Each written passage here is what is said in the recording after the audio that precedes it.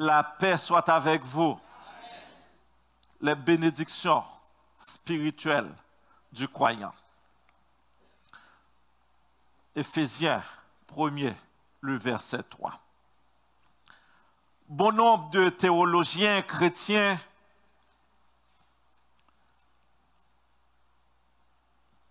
pour eux, l'épître aux Éphésiens est la lettre la plus riche qui soit des bénédictions accordées aux croyants individuellement et à l'Église.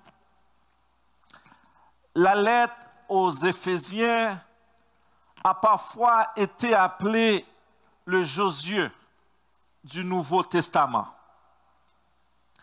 Et une comparaison entre Josué 1er et 3 et Éphésiens 1er, le verset 3, en donne la raison.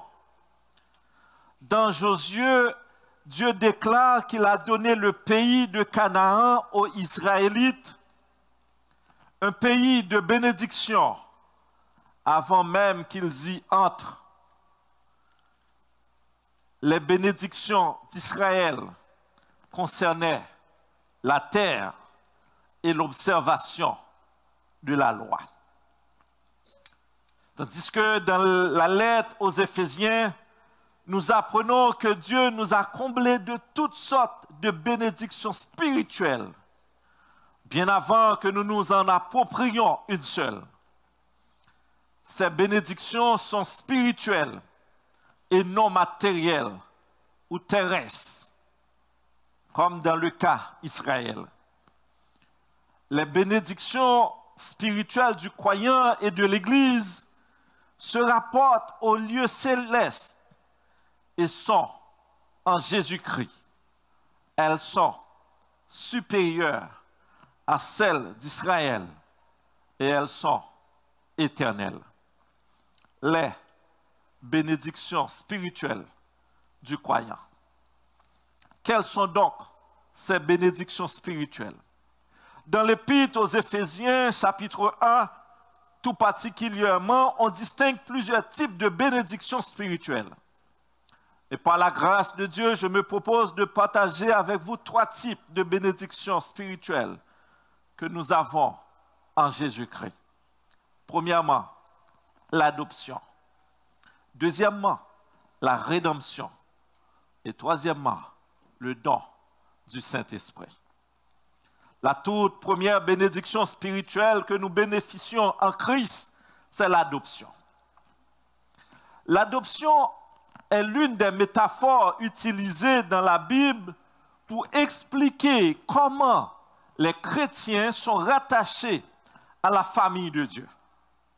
Selon le dictionnaire biblique d'Emmaüs, l'adoption est l'admission d'une personne dans la position et dans les privilèges d'un enfant légitime. Être adopté, c'est devenir l'enfant légal d'un adulte qui n'est pas le parent biologique. Dans l'Antiquité, seul un garçon ou un homme était adopté comme successeur ou héritier. Esther, qui deviendrait reine, était une exception. Si dans l'ancien temps, on n'adoptait que les garçons ou un homme, la parole de Dieu nous enseigne devant Dieu, il n'y a point d'acception de personne, point de favoritisme. Romains 2, le verset 11. Car tous ont péché et sont privés de la gloire de Dieu. Romains 3, 23. Ainsi, dans les écrits de l'apôtre Paul, l'adoption est utilisée pour parler de la restauration de l'homme déchu, homme ou femme, pécheur, comme membre de la famille de Dieu. Que nous apporte l'adoption? L'adoption nous apporte premièrement le statut enfant de Dieu. L'adoption est une action par laquelle on prend un étranger pour le mettre dans notre famille. Une fois que Dieu vous adopte, la parole de Dieu déclare, vous n'êtes plus des étrangers, ni des gens du dehors, mais vous êtes concitoyens des saints, gens de la maison de Dieu. Vous n'êtes plus un étranger. Éphésiens 2, le verset 19. En Christ, les chrétiens sont adoptés comme enfants de Dieu, Romains 8, 15. C'est en Christ que nous pouvons recevoir le statut enfant de Dieu. Et si nous ne sommes pas en Christ, nous ne pouvons pas obtenir le statut enfant de Dieu. Être en Christ, c'est avoir accepté le Seigneur Jésus comme votre Seigneur et Sauveur. À tous ceux qui l'ont reçu, à ceux qui croient en son nom, le Seigneur Jésus, Dieu lui a donné le pouvoir de devenir enfant de Dieu. Jean 1er, le verset 12. Et dans Romains 8, verset 15-16, nous lisons, « Vous n'avez point reçu un esprit de servitude pour être encore dans la crainte, mais vous avez reçu un esprit d'adoption pour lequel nous crions « Abba » qui signifie « Père ». Et l'Esprit lui-même rend témoignage à notre esprit que nous sommes enfants de Dieu. Croyez-le. Croyez-vous que vous êtes enfants de Dieu? 1 Jean 3, verset 1, nous lisons, « Voyez quel amour le Père nous a témoigné pour que nous soyons appelés enfants de Dieu. Et nous, voilà ce que vous êtes, ce que nous sommes, enfants de Dieu. » Parce que une fois qu'on a accepté le Seigneur Jésus-Christ comme étant notre Seigneur, notre Sauveur, Dieu nous a établis dans sa famille et nous sommes enfants de Dieu. Ainsi, lorsque nous nous présentons devant Dieu, nous ne nous présentons pas comme un étranger. À l'instar de la femme syro-phénicienne qui sollicitait la guérison de sa fille auprès du Seigneur Jésus et qui a reçu la réponse suivante. Il n'est pas bon de prendre le pain des enfants et de le jeter aux petits chiens. Mais nous qui avons accepté le Seigneur Jésus, c'est en qualité d'enfants de Dieu qu'on se présente devant lui. Et le Seigneur Jésus nous a laissé ce modèle de prière quand nous devons s'adresser à Dieu, notre Père qui est aux cieux. Pour faire cette prière, il faut avoir la conviction que vous êtes enfant de Dieu. Êtes-vous enfant de Dieu? L'auteur du Cantique 196 français avait la conviction qu'il est un enfant de Dieu en écrivant les paroles suivantes. « Mon Dieu, mon Père, écoute-moi quand ma prière s'élève à toi. » En Jésus-Christ, je puis, Seigneur, t'ouvrir mon cœur. Ah, fais-moi grâce, Dieu Tout-Puissant, tourne ta face. Vers qui? Vers ton enfant. Lorsque vous vous adressez à Dieu, vous vous adressez à votre Père. Est-ce que vous acceptez le Seigneur Jésus-Christ? Parce que la parole de Dieu insiste pour dire, en lui, en Jésus-Christ, nous sommes bénis. Dieu est le créateur de tous les hommes, sans exception. Mais il n'est pas le Père de tous. Il est le Père seulement de ceux qui croient en Jésus-Christ.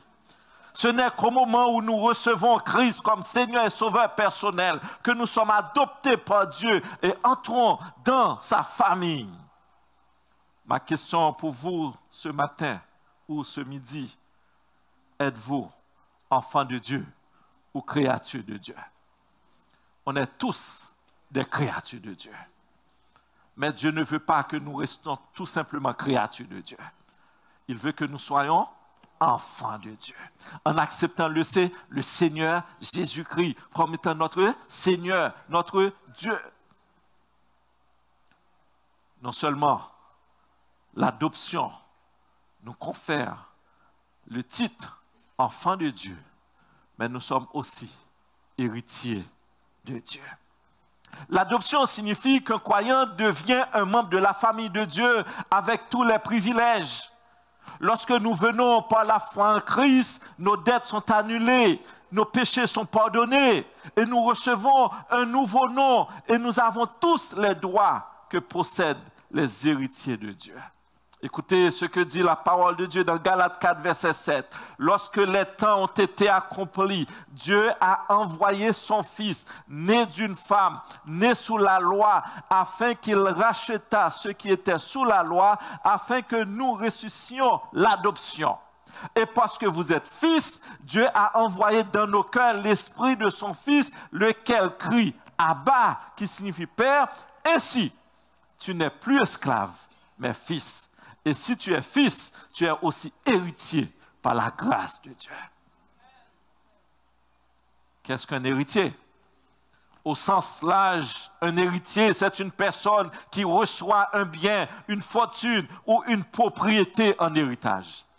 Au sens spirituel, nous sommes héritiers de Dieu, étant pleinement devenus ses enfants par l'adoption. Romains 8, 17. Or, si nous sommes enfants, nous sommes aussi héritiers, héritiers de Dieu et co-héritiers de Christ. En tant qu'enfants de Dieu, nous sommes héritiers de Dieu et co-héritiers avec Christ. Qu'obtenons-nous comme héritage? Bon nombre de personnes, souvent, nous héritons des biens de la famille, des biens terrestres. Et nous sommes contents. Et trop souvent même, nous attachons une grande importance à cet héritage qui peut être flétri, passagère. Mais dans l'Ancien Testament, l'héritage est étroitement lié à la terre promise donnée aux Israélites. Cet héritage physique a servi de représentation tangible de la fidélité de Dieu, l'alliance de Dieu et de la relation spéciale du peuple avec lui. Israël avait un héritage terrestre. Mais dans le Nouveau Testament, l'héritage du chrétien est céleste. Les croyants sont décrits comme co-héritiers du Christ, héritant du royaume de Dieu et de la vie éternelle. Tite 3, verset 7, afin que, justifiés par sa grâce, nous devenions en espérance héritiers de la vie éternelle.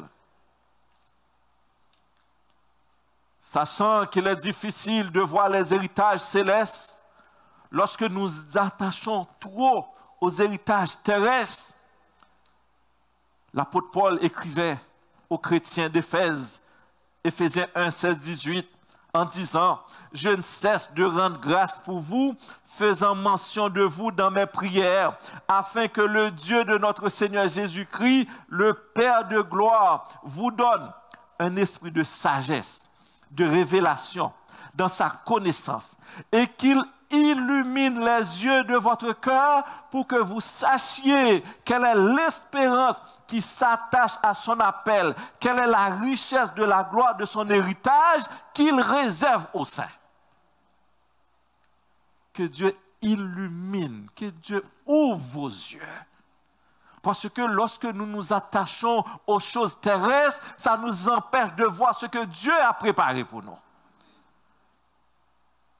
Et puisque nous ne voyons pas que les héritages spirituels sont plus grands, plus merveilleux que les richesses, l'héritage terrestre, nous sommes aveuglés.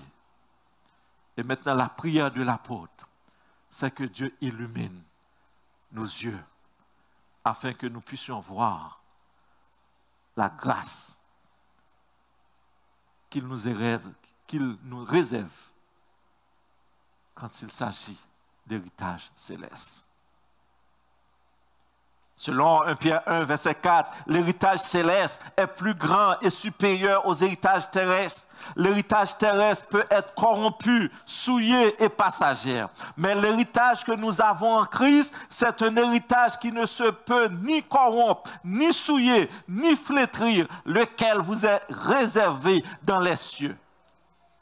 Voilà l'héritage que Dieu nous a réservé.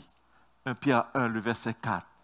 Il nous a décrit, il nous dit qu'est-ce qui caractérise cet héritage. Il nous dit que cet héritage ne peut ni corrompre, ni souiller, ni flétrir, lequel vous est réservé dans les cieux. Pour jouir de cet héritage, nous avons besoin de persévérer dans la foi. Courez, dit le serviteur, dans la carrière. Courez bien, avec paix, persévérance. Comme il est écrit, ce sont des choses que l'œil n'a point vues, que l'oreille n'a point entendues et qui ne sont point montées au cœur de l'homme, des choses que Dieu a préparées pour ceux qui l'aiment. Ainsi, lorsque Dieu ouvre notre yeux, Dieu ouvre notre intelligence, Dieu ouvre notre intelligence, nous pouvons voir les héritages célestes. Et à ce moment-là, nous n'allons pas nous attacher aux héritages terrestres qui nous empêchent de servir Dieu.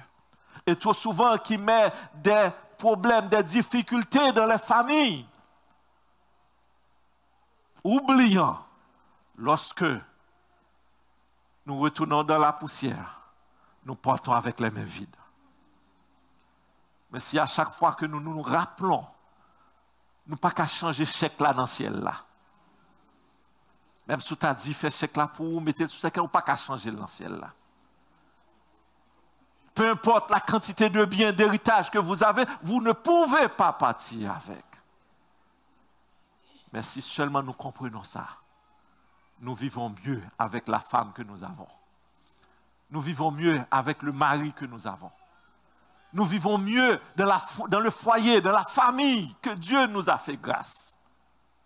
Mais trop souvent, ces choses-là mettent en péril les foyers, mettent en péril les familles, parce que nous nous attachons trop aux héritages terrestres.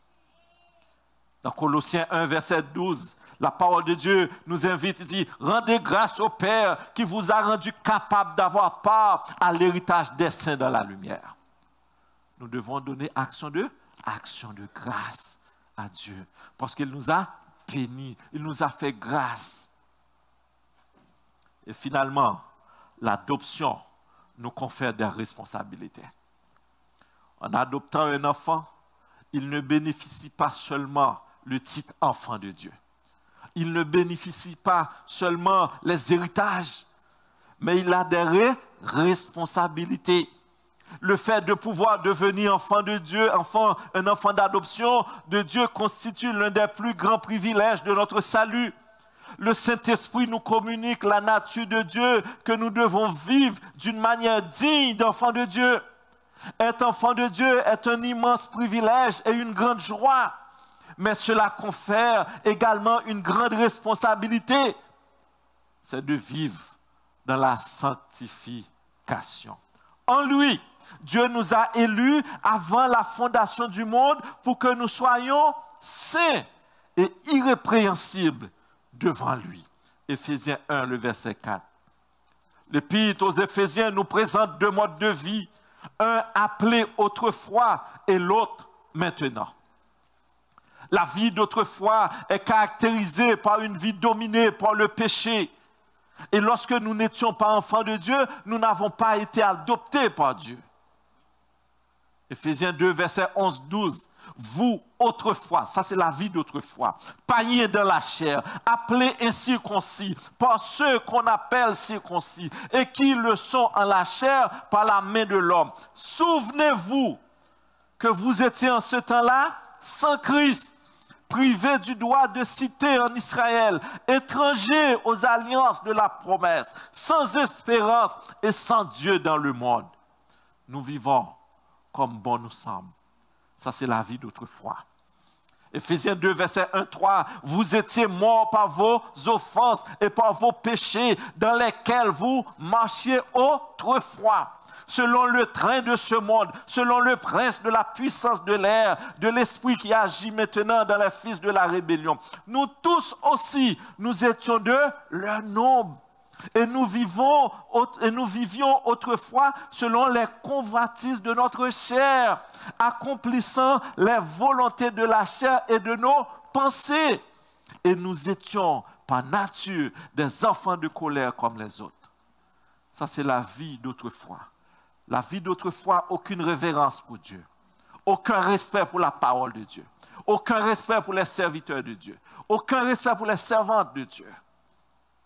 La vie d'autrefois est caractérisée par la haine, dit Éphésiens, la rébellion, le mensonge, l'animosité, l'amertume, la rancune, le vol, l'adultère, l'impudicité, la cupidité, idolâtre. C'est ce que vous étiez, dit la Bible, 2 Corinthiens 6, versets 8, 9. Et dans Éphésiens 4, 25 à 32, il dit, la parole de Dieu nous enseigne sur ce qui est caractérisé la vie d'autrefois, la haine. Mais écoutez ce que dit. Donc ça, c'était la vie d'autrefois. Nous vivons comment? Nous sommes. Et la parole de Dieu dit, nous vivions autrefois selon les convoitises de notre chair, accomplissant les volontés de la chair, de nos pensées. Ça, c'était la vie d'autrefois. Malheureusement, il y a des gens encore, bien qu'ils disent chrétiens, accepter le Seigneur Jésus-Christ, mais ils vivent encore la vie d'autrefois. Mais la parole de Dieu nous rappelle, si quelqu'un est en Christ, il est une nouvelle création. Les choses anciennes sont, et voici toutes choses sont devenues. Ça, c'est le maintenant.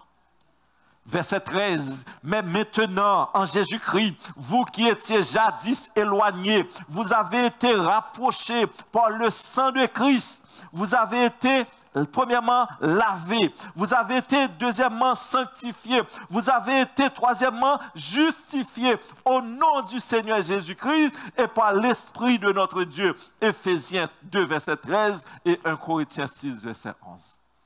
Ça, c'est la vie, mais maintenant, lorsque nous acceptons le Seigneur Jésus-Christ, voilà ce qu'il a fait pour nous. Il nous a lavés.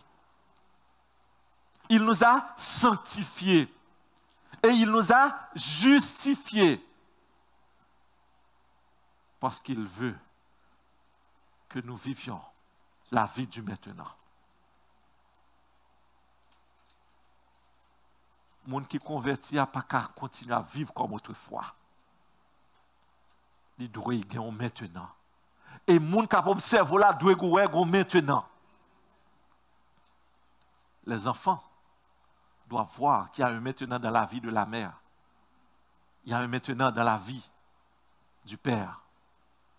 L'Église doit constater, doit voir exactement qu'il y a un maintenant dans la vie de cette sœur, dans la vie de ce frère. On doit avoir un témoignage. Et c'est la vie maintenant. Vous qui étiez jadis éloignés, vous avez été rapprochés par le sang de Christ. Éphésiens 4, verset 17, il dit, voici donc ce que je dis et ce que je déclare dans le Seigneur, c'est que vous ne devez plus marcher comme autrefois, comme les païens qui marchent selon la vanité de leurs pensées. Et pour ne pas vivre la vie d'autrefois, voici les recommandations du Maître. Éphésiens 4, 25, 31. Renoncez au mensonge. Et que chacun de vous parle selon la vérité à son prochain. Car nous sommes membres les uns des autres. Que celui qui dérobait ne dérobe plus, mais plutôt qu'il travaille en faisant de ses mains ce qui est bien pour avoir de quoi donner à celui qui est dans le besoin. Qu'il sorte de votre bouche aucune parole, mais s'il y a lieu, quelques bonnes paroles qui servent à l'édification et communiquent une grâce à ceux qui l'entendent. Que toute amertume, que toute animosité, que toute colère, toute clameur, toute calomnie et toute espèce de méchanceté disparaissent du milieu de vous. Ces choses-là caractérisaient la vie d'autrefois. Et maintenant, lorsque nous voulons vivre la vie du maintenant, la parole de Dieu dit renoncer. En ce début d'année, si nous voulons servir Dieu à la louange de sa gloire il y a des résolutions qui doivent être prises. Nous ne pouvons pas continuer à servir Dieu de la même façon que nous étions en 2024. Il faut une résolution. Voulez-vous continuer à vivre la vie d'autrefois ou voulez-vous avoir un maintenant dans votre relation avec Dieu? Et si vous voulez bénir en tant qu'enfant de Dieu, la parole de Dieu nous invite à vivre selon la volonté de Dieu. Oui, autrefois, vous étiez ténèbres et maintenant vous êtes lumière. Marchez comme des enfants de lumière. Autrement, marchez comme des enfants de Dieu. Parce que vous avez été adoptés. Dieu a fait de vous maintenant, il a fait de nous ses enfants. Et maintenant, puisque nous sommes enfants de Dieu, nous avons hérité le royaume de Dieu. Donc, les héritages de Dieu, co-héritiers avec Christ, eh bien, il nous demande, ça c'est notre responsabilité, de vivre une vie de sanctification. Et c'est ce que la parole de Dieu nous invite à faire. Nous sommes appelés à vivre une vie sainte parce que nous avons été rachetés à un grand prix, le sang de Jésus. En lui, Dieu nous a élus avant la fondation du monde pour que nous soyons saints et irrépréhensibles devant lui, afin que nous lui servions à la louange de sa gloire. Si la première bénédiction spirituelle, c'est l'adoption, la seconde bénédiction spirituelle du croyant, c'est la rédemption. En lui, nous avons la rédemption par son sang. Le mot rédemption signifie rachat. Ce terme était employé essentiellement pour l'achat de la liberté d'un esclave. Si nous sommes rachetés, cela signifie que notre condition antérieure était celle d'un esclave. Effectivement, nous étions esclaves du péché. Romains 6, verset 20. Vous étiez esclaves du péché et vous avez livré vos membres comme esclaves à l'impureté, à l'iniquité. La parole de Dieu dit, vous et moi, nous étions esclaves du péché. Romains 6, verset 20. Que signifie en lui, nous avons la rédemption par son sang. Ce verset fait la transition vers le paiement que Jésus a fait pour nous par son sang. Paul fait référence à la mort de Christ, du Christ sur la croix, comme étant le paiement suffisant pour les péchés de tous ceux qui croient. Le sang de Jésus constitue le prix pour notre libération. En lui, nous avons la rédemption par son sang. Le prix payé par Jésus pour notre rédemption est très élevé, dit la parole de Dieu, car vous avez été rachetés à un grand prix. 1 Corinthiens 6, verset 20. Ce que l'argent ne peut pas faire, mais le sang de Jésus l'a fait. Sachant que ce n'est pas par des choses périssables, pas de l'argent ou par l'or que vous avez été rachetés de la vaine manière de vivre, héritée de vos pères, mais par le sang précieux du Christ. 1 Pierre 3, verset 18, verset 19. Pour nous racheter de nouvelles manières, lorsque nous vivons dans le péché, Christ a payé le prix. Il a donné son sang. Il nous a rachetés. Nous avons tous besoin de rédemption. Parce que tous ont péché et sont privés de la gloire de Dieu. Notre condition humaine naturelle est marquée par le péché. Romains 3, 23. La rédemption du Christ nous a délivrés de toute culpabilité. De quoi avons-nous été rachetés? Tite 2, verset 14, il nous a rachetés du péché, de la vaine manière de vivre héritée de nos pères. En d'autres mots, du péché, il nous a rachetés de toute iniquité et de se faire un peuple qui lui appartienne. Et l'une des raisons de servir Dieu à la louange de sa gloire, c'est parce que nous sommes son peuple et nous lui appartenons. Dans le psaume 100, nous lisons, le psalmiste nous invite à servir l'Éternel avec joie. Venez avec allégresse en sa présence. Sachez que l'Éternel est Dieu. C'est lui qui nous a fait. Et nous lui appartenons. Nous sommes son peuple et le troupeau de son pâturage. Il nous a rachetés. Il nous a sauvés. Maintenant, nous sommes son peuple, sacerdoce royal. Et puisque nous sommes ses enfants, nous sommes une assemblée sainte, nous devons vivre à la lumière de la parole de Dieu.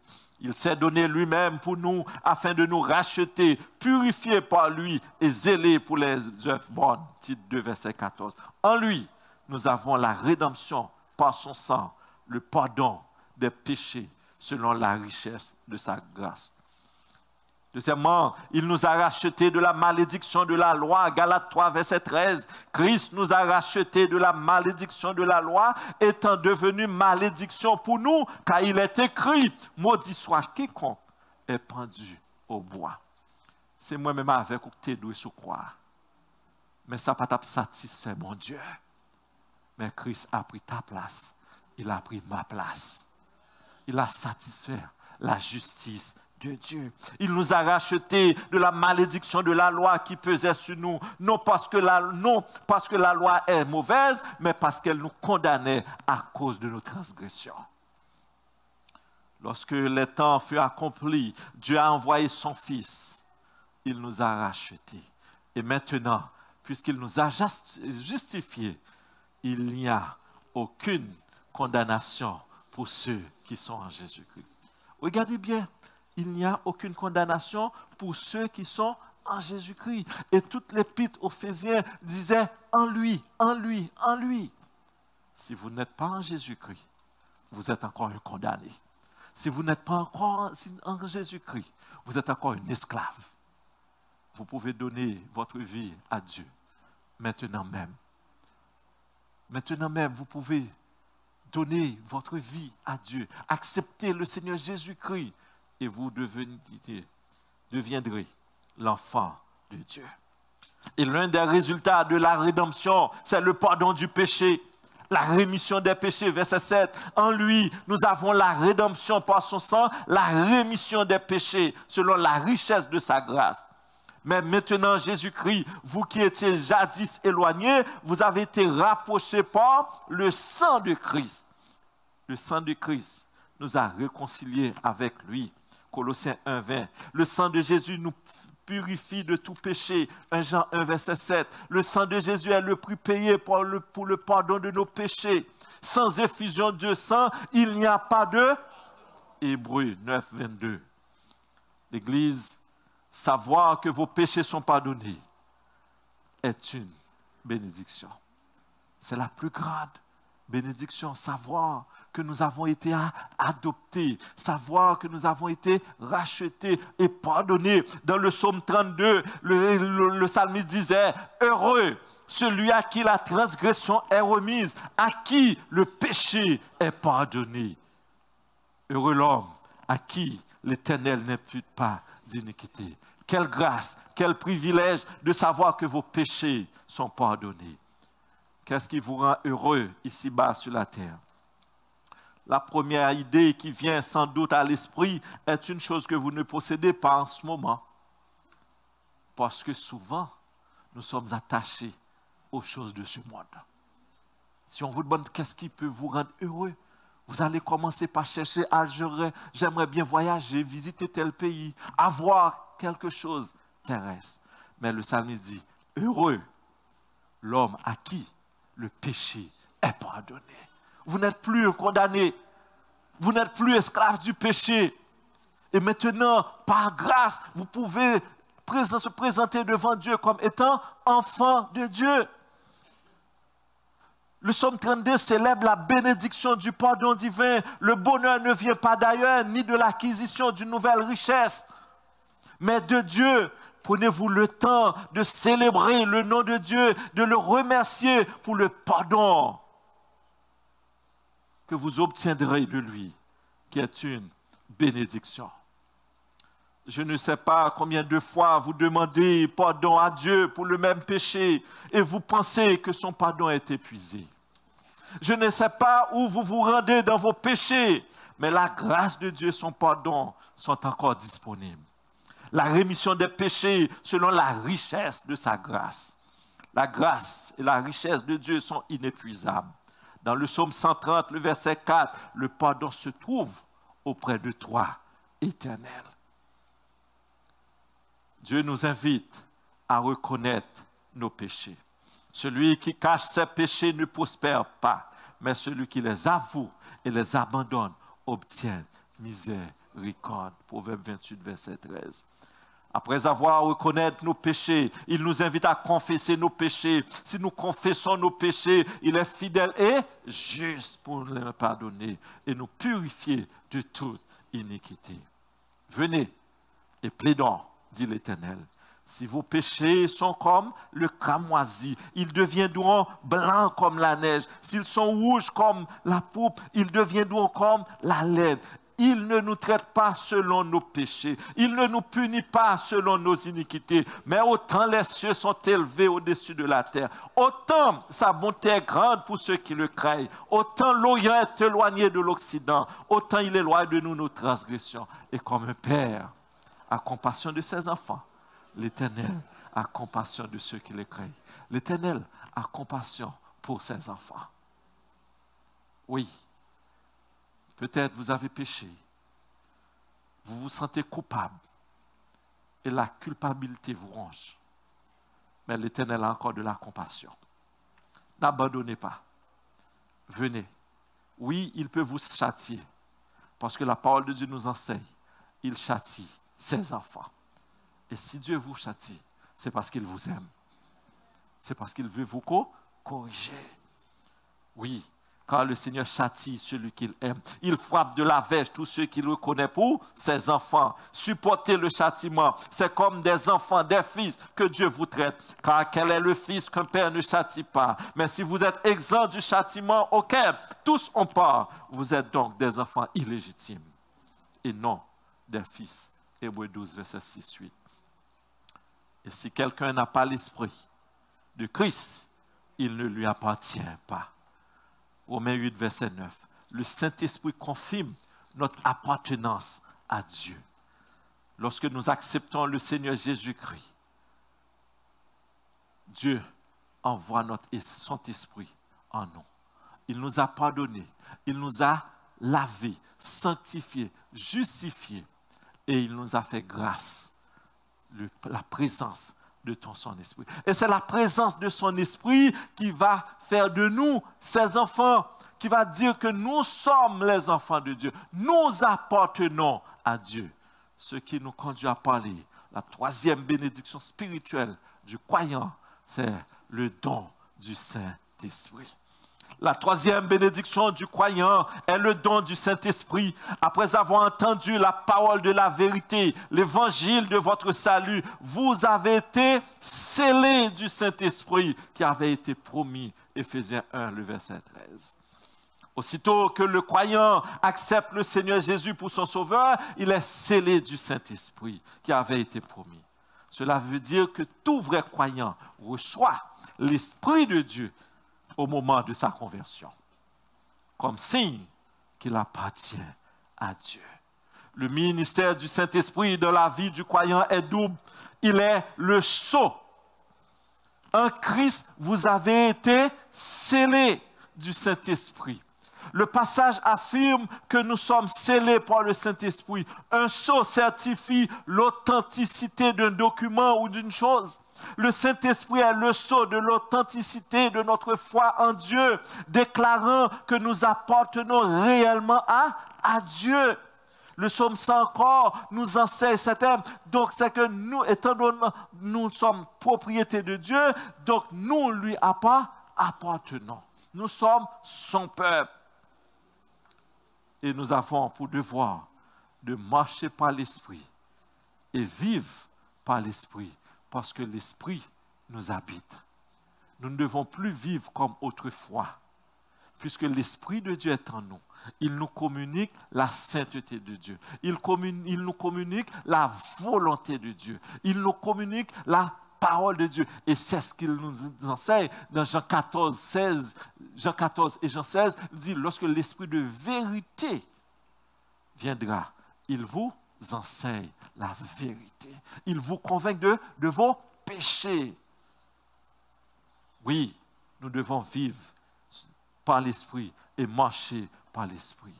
Et lorsque nous cessons de vivre par l'Esprit, selon la volonté de Dieu, qu'est-ce que la Bible dit? Ephésiens 4, verset 30, n'attristez pas le Saint-Esprit de Dieu, par lequel vous avez été scellés pour le jour de la rédemption. Et qu'est-ce que Dieu a fait pour nous le jour de la rédemption? Il nous a rachetés. Il nous a sauvés, il nous a lavés, il nous a purifiés, il nous a sanctifiés. Maintenant, nous devons vivre une vie qui plaît à Dieu. Mais lorsque nous vivons en dehors de la volonté de Dieu, l'apôtre Paul nous enseigne que nous attristons le Saint-Esprit. Attrister le Saint-Esprit, c'est vivre dans la désobéissance. C'est vivre loin de la parole de Dieu. C'est vivre en rébellion. Et finalement, non seulement il est le sceau, mais il est le gage de notre héritage. Le Saint-Esprit est aussi le gage de notre héritage. En tant que gage, il garantit notre héritage. Il a garanti notre vie. Nous sommes à Dieu. Dans cette dernière section, Paul aborde la question de la sécurité, de l'assurance que nous avons, de savoir que toutes ces choses s'accompliront pleinement un jour. Sécurité est liée à l'Esprit de Dieu qui habite en nous et qui agit comme un gage. Nous garantissons que toutes ces vérités, que la promesse de Dieu est vraie, ils s'accompliront au temps convenable. N'est-ce pas vrai que le Seigneur Jésus-Christ déclare « Il y a plusieurs demeures dans la maison de mon Père. Si cela n'était pas, je vous l'aurais dit. Je vais vous préparer une place. Et lorsque je m'en serai allé et que je vous aurai préparé une place, je reviendrai et je vous prendrai avec, afin que là où je suis, vous y soyez. » Ne lisez pas seulement cette parole. Est-ce que vous avez la confiance que Jésus-Christ reviendra? Mais quand il reviendra, il vient chercher une église sanctifiée. Et c'est à ce moment-là que nous allons prendre connaissance de tous les héritages que nous avons en Jésus-Christ. Béni soit Dieu, le Père de notre Seigneur Jésus-Christ, qui nous a bénis de toutes sortes de bénédictions spirituelles dans les lieux célestes en Christ. Pour jouir les bénédictions que je viens de citer, à savoir l'adoption, la rédemption et le don du Saint-Esprit, il faut accepter le Seigneur Jésus-Christ comme votre Sauveur. C'est en Christ que nous pouvons recevoir ces bénédictions. Et si nous ne sommes pas en Christ, nous ne pouvons pas les obtenir. Le Seigneur Jésus a payé le prix et satisfait les exigences de Dieu, afin que tous ceux et celles qui croient en lui obtiennent l'adoption pour devenir enfants de Dieu, avec tous les privilèges qui s'y attachent, la rédemption pour le pardon de nos péchés et le Saint-Esprit qui atteste que nous sommes la propriété de Dieu. Nous sommes peuple de Dieu. Le texte Éphésiens met accent sur le Seigneur Jésus-Christ, en lui. C'est bien d'avoir une connaissance intellectuelle de la parole de Dieu. Mais vous avez besoin d'accepter le Seigneur Jésus-Christ pour jouir toutes ces bénédictions. Que Dieu vous bénisse.